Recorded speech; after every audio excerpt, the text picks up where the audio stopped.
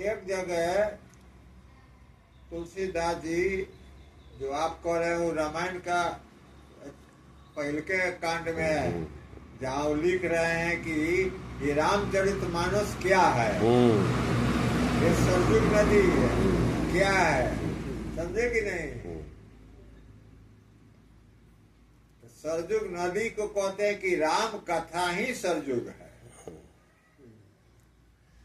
इसमें राम कथा सरस अति पावन। हाँ, तो रामे कथा ही सरयुग नदी है, जिसमें सेवार भी है, तरंग भी है, चकोह भी है, समझे कि नहीं?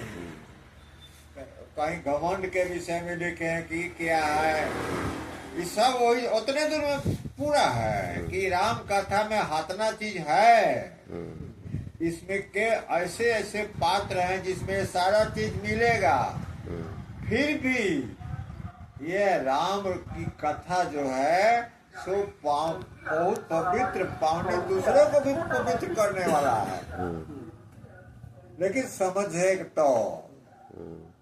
और राम अवधि नहीं है, अवध जहाँ बध नहीं होता है, जहाँ अहिंसा का पक्का अथी सामाजिक वातावरण है, वो क्षेत्र जो है सो अवध है।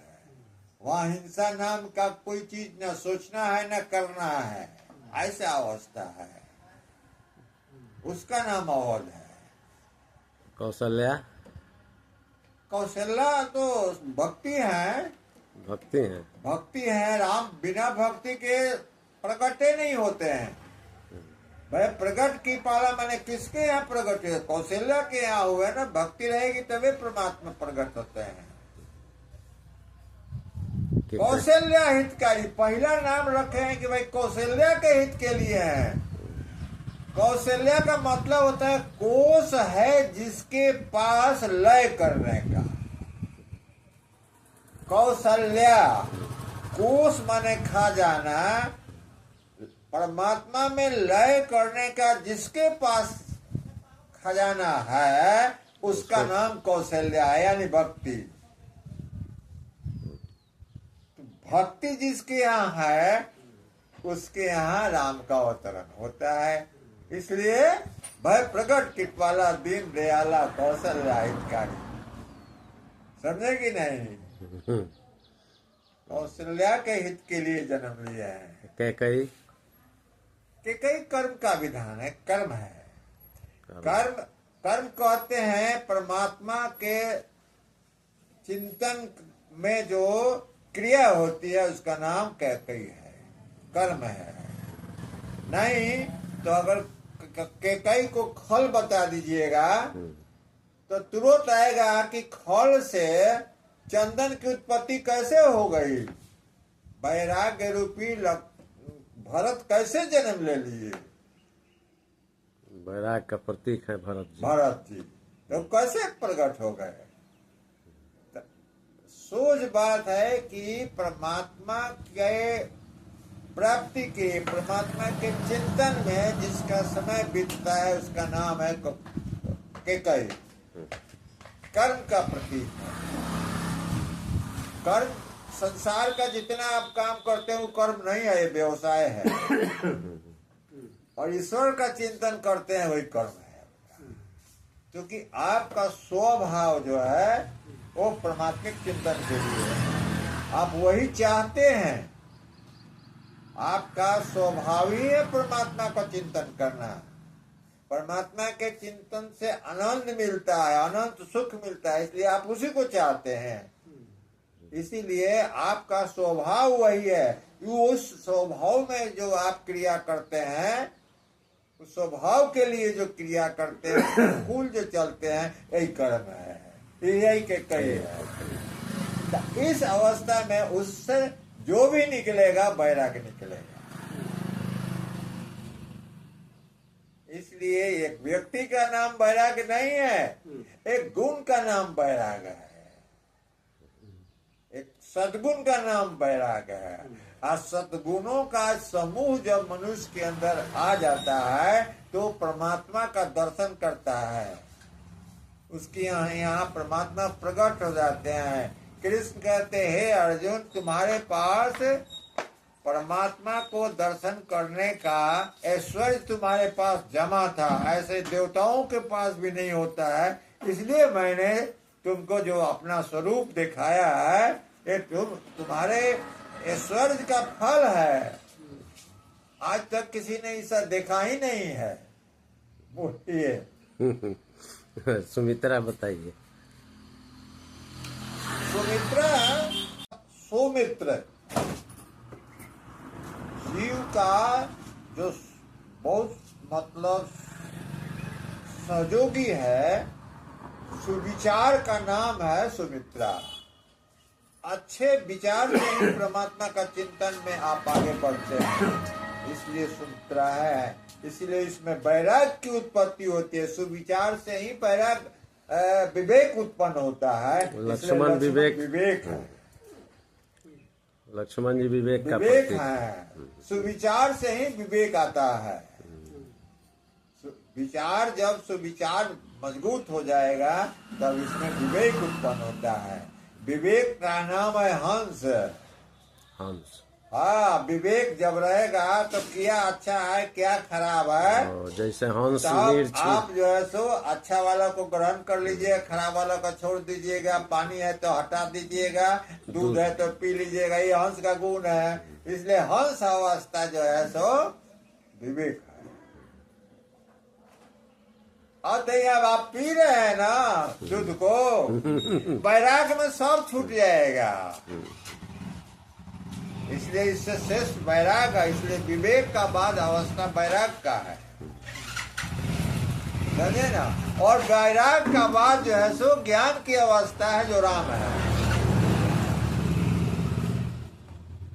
तो राम का और अज्ञान में, ज्ञान अज्ञान की लड़ाई है। रावण अज्ञान है। अज्ञान को दूर करने के लिए राम ने जो युद्ध किया, ये राम रावण युद्ध है। ज्ञान स्वरूप है।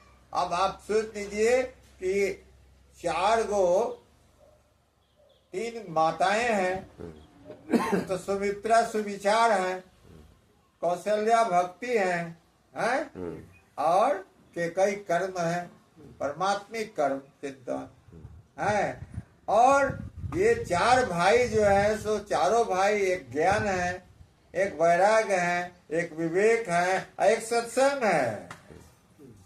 सत्संग माने परमात्मा के चिंतन में हमेशा जो लगा रहता है, उसका नाम सत्संग है। सत माने परमात्मा, उसके चिंतन में जो लगा हुआ है, उसका साथ जो सट रहा है, इसका नाम सत्संग है। ये है सत्संग नहीं है, ये बाह्य सत्संग है, वो आंतरिक सत्संग है। तो शत्रुघ्न आंतरिक सत्संग है, इसलिए इनका नाम शत्रुघ्न है। यानी काम क्रोध लोभ मोह जितना विकार है, जितने शत्रु हैं, सब पर इनका विजय है। इसलिए सत्संग से सब पर विजय हो जाता है। तो परमात्मा रूपी सत्संग से अगर विजय प्राप्त होता है, ये शत्रुघ्न भी है। चलिए एक बाद दशरथ जी के बारे में बताइए। दशरथ जी क्या है? दशरथ जी तो देखिए, दशरथ जी का 10 रथ, 200 इंद्रियों संयमित रूप से उसके संचालन में है, उसका नाम दशरथ है। 200 इंद्रियां 200 दिशाओं में घूमती हैं, परंतु नियंत्रित रूप से जहाँ घूमती है, उसका नाम दशरथ। हाँ, 200 इंद्रियों पर जिस संचालन करता है, नियंत्रित रूप से संचालन करता है, उसका नाम दशरथ है। तो दशरथ जो है ना, ऐसा अगर नहीं रहते तो उनके घर में, उनके क्षेत्र में राम का अवतरण का प्रश्न नहीं आता है। एक भक्ति है, तो भक्ति में जब तक ये 10 इंद्रियों का नियंत्रण नहीं होगा, भक्ति उत्पन्न ही नहीं होगी। तो गुणों का समूह जब उसमें आ जाता है, भर जाता है, इंद्रियों के नियंत्रण से, एकादश इंद्रिय, मान भी उसी में है, एकादश इंद्रियों पर। तो दशरथ बाह्य इंद्रियां हैं, इनको समेट कर भीतर कर दीजिए तो दशरथ। इसे बाहर का काम मत लीजिए, नियंत्रण रूप ले, अनुशासित रूप में लीजिए तो दशरथ। और भीतर गया तो कौशल्या भक्ति उत्पन्न कर दी तो कौशल्या, तो ज्ञान रूपी राम का अवतरण, तो ज्ञान उत्पन्न हो जाएगा। कैसे उत्पन्न होगा? तो सारा गुण मिल जाएगा, सुविचार मिल जाएगा, परमात्मिक कर्म के कई मिल जाएगी, और कौशल्या मिल गया। तो इस 4 अंश में परमात्मा का अवतरण होता है, जिसमें शत्रुघ्न है, समझ लिए। उसके बाद जो है सो भरत है, समझ लिए। ये लक्ष्मण है, विवेक, समझ लिए। और राम है, ज्ञान, इसको समझ लिए। तीनों माताएं, एक पिता, और 4 जो है सो पुत्र, ये सम्मिलित रूप से एक अस्तित्व है जिसमें ये सारे गुण भरे पड़े हैं।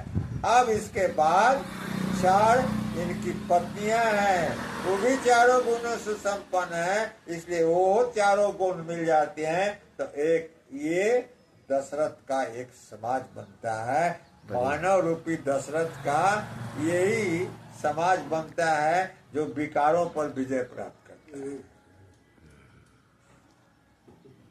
सीता जी के बारे में कुछ बता दीजिए। अरे सीता के संबंध में लोग जानता ही नहीं।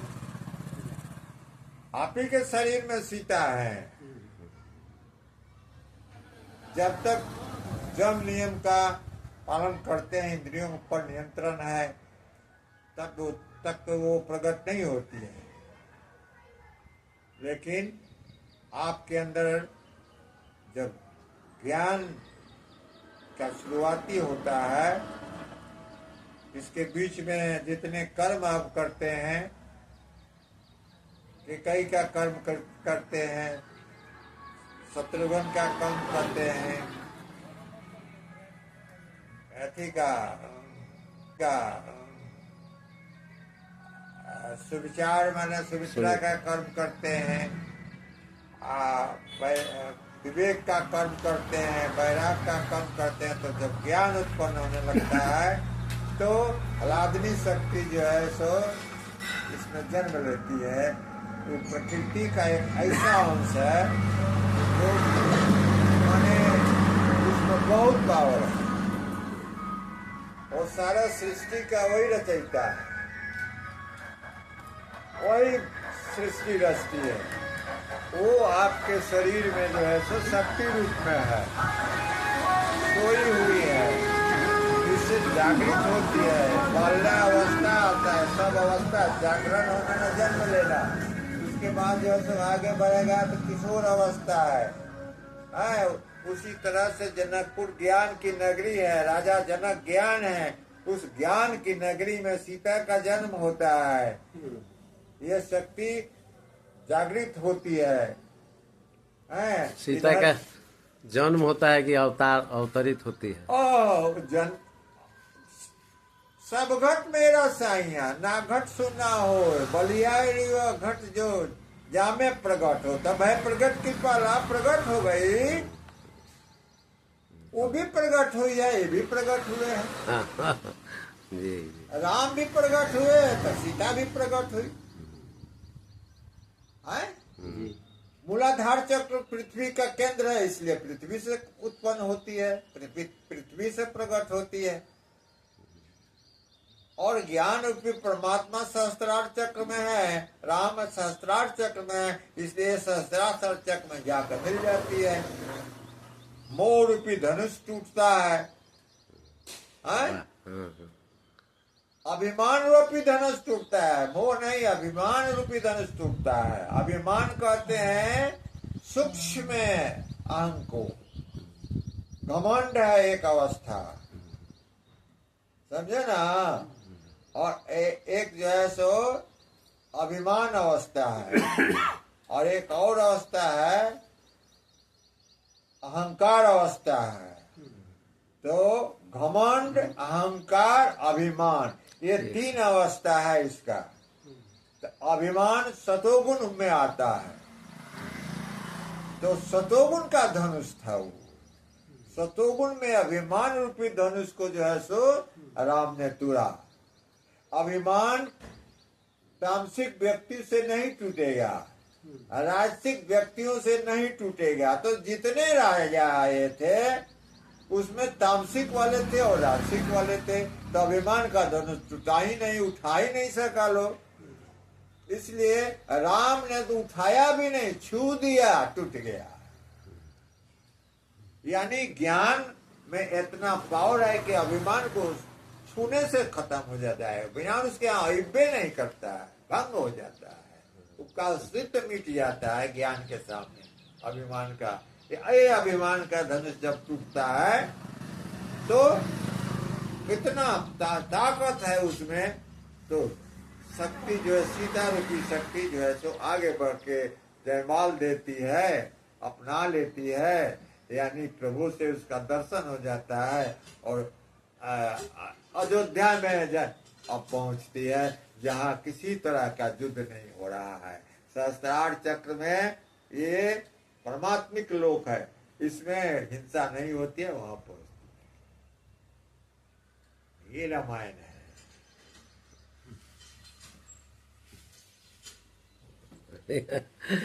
चलिए, ये रामायण है।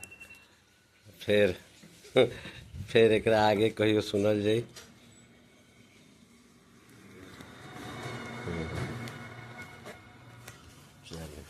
कृष्ण का भी जन्म हम लेकर नोट के रखे थे बचपन में।